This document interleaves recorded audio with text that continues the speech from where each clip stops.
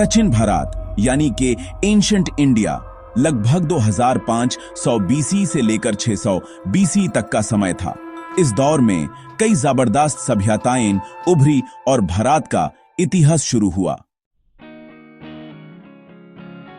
सिंधु घाटी सभ्यता, जिसे हम इंडस वैली सिविलाइजेशन कहते हैं, यहाँ हराप्पा और मोहेंजोदारो जैसे शहरों की तरक्की हुई थी।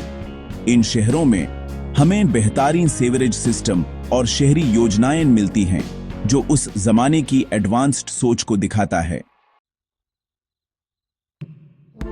वेदिक काल के दौरान आर्य लोग आए और ऋग्वेदा लिखा गया। इसी समय समाज को 4 वर्गों में बांट दिया गया: ब्राह्मण, क्षत्रिय, वैश्य और शूद्र।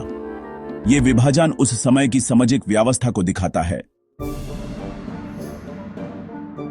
अब हम आते हैं मौर्य से गुप्ता काल पर, जो 320 बीसीई से 550 सीई तक रहा।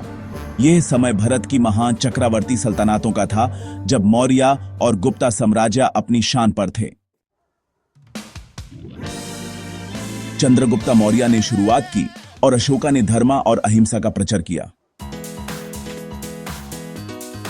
गुप्ता साम्राज्य के दौरान इस समय को सोने की चिड़िया कहलाया गया। कालिदास और आर्यभट्ट जैसे महान विद्वान भी इसी युग में हुए। मुस्लिम अगज और सुल्तानत काल 1206 से 1526 तक एक नए दौर की शुरुआत थी भारत में।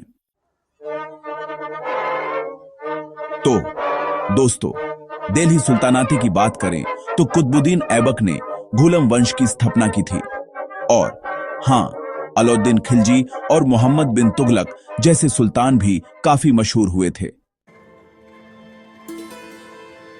अब हम मुगल काल की तरफ बढ़ते हैं, जो कि 1526 से लेकर 1857 तक रहा। मुगल काल की शुरुआत बाबर से हुई थी, जब उन्होंने 1526 में पानीपत की लड़ाई में इब्राहिम लोधी को हराया।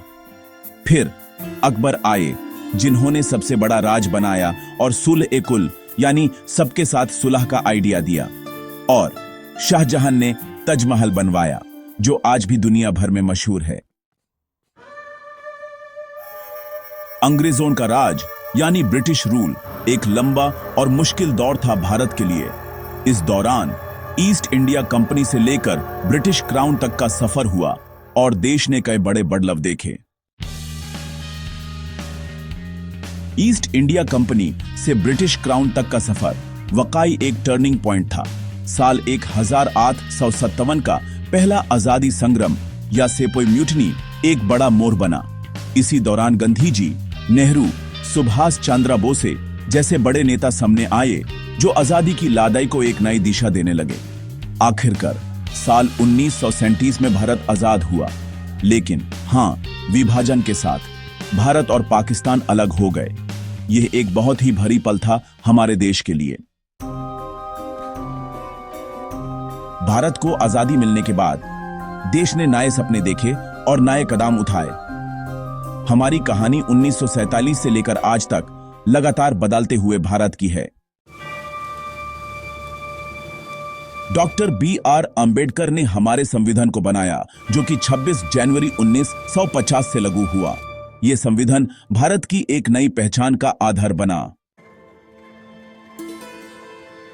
इस दौरान भारत ने ग्रीन रेवोल्यूशन स्पेस मिशन और न्यूक्लियर टेस्ट्स जैसे बड़े विकास किए, लेकिन कश्मीर इमरजेंसी 1975 और आर्थिक सुधार 1991 जैसे चुनौतियों का भी सामना किया।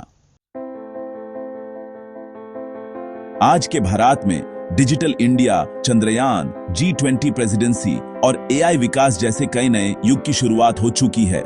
यह सब हमारे देश को एक नए दौर की तरफ ले जा रहे हैं।